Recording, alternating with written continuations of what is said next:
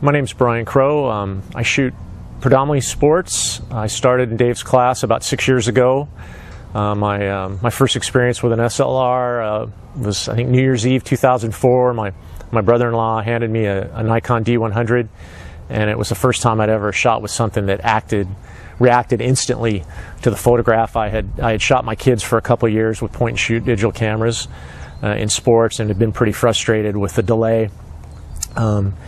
So I bought the first SLR I ever owned was the first original digital Rebel, and I started renting lenses and shooting local sports. I'd been involved with the Fullerton Rangers, so I shot a little soccer, and pretty much fell in love with stopping the action, with trying to get that what they call a peak moment in sports photography.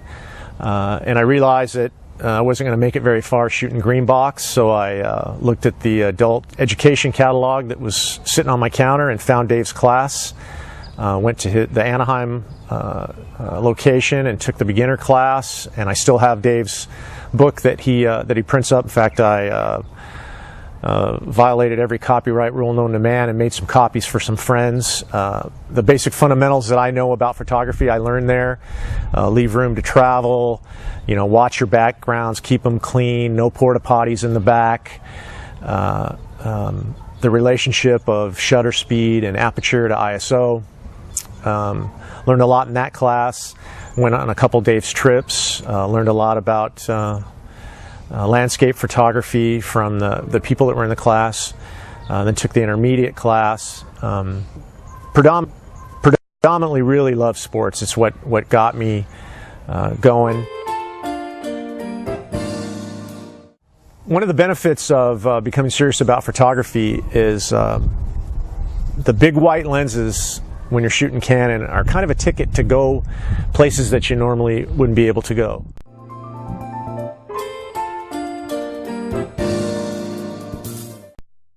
One of the coolest things was I was listening to the news on NPR, which is something I got into recently, and they said that a guy who was running for office at the time, Barack Obama, was going to come to Orange County and be interviewed by Rick Warren, and he was going to sit for the interview, and John McCain, Arizona senator, was going to be there as well.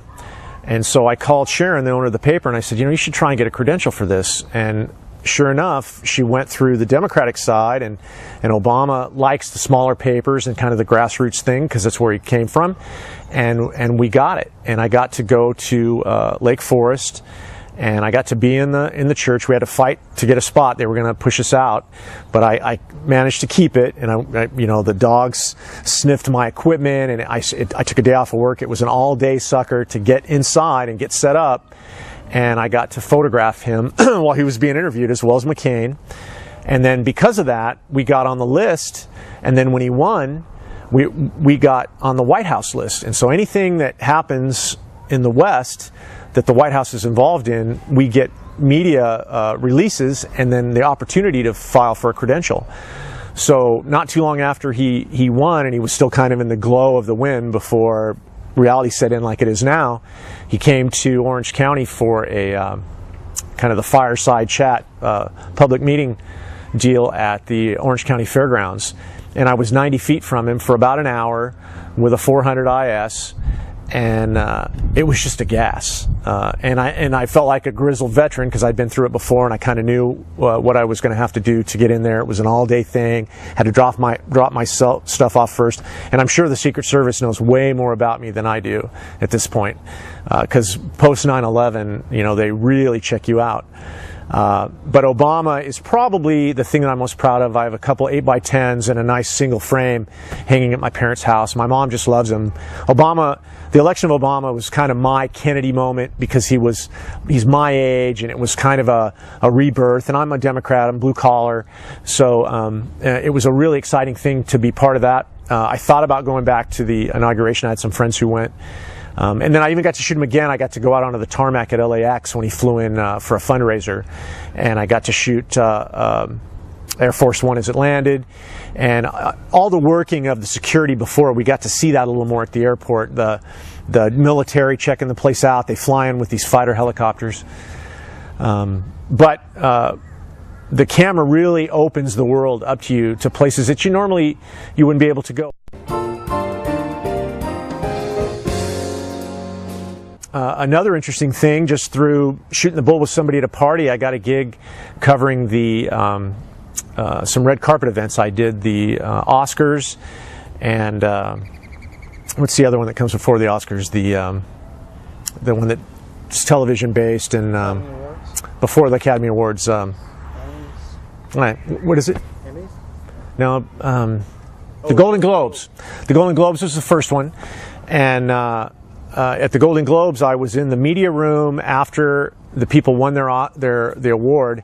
They would come in and we'd photograph them before they went in for their interviews.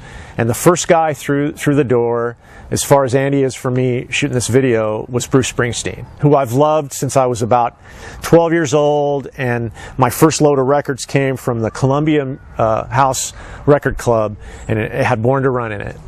And Bruce is right there, and he's just the coolest. I mean, he's so used to all this stuff, and everybody was hardwired to strobes on a big bar. There's 50 of us crammed onto this 4-level riser, and it's just all over the place.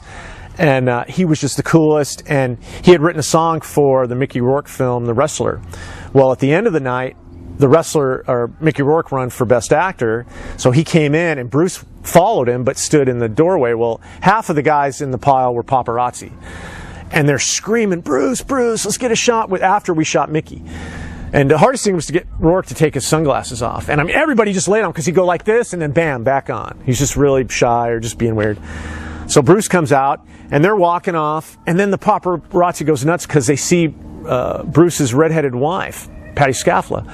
They want a shot with him. So the two of them come back. So we got, 100 shots of the boss. But that same night, I had Scorsese and Spielberg together this far from me. I mean, yeah, just amazing. Tom Hanks. And I thought, how did I get here?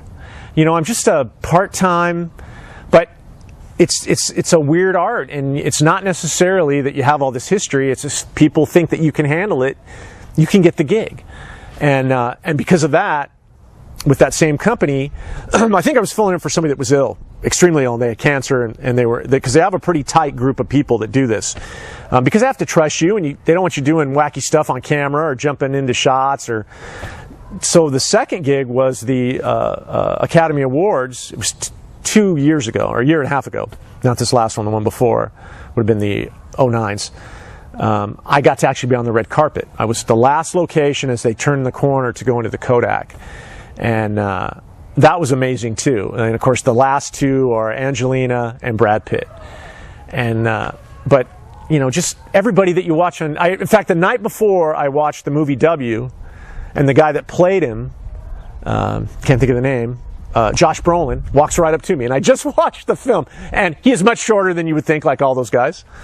But yeah, the camera, at least for me, has opened up doors that there's no way they would have ever opened before.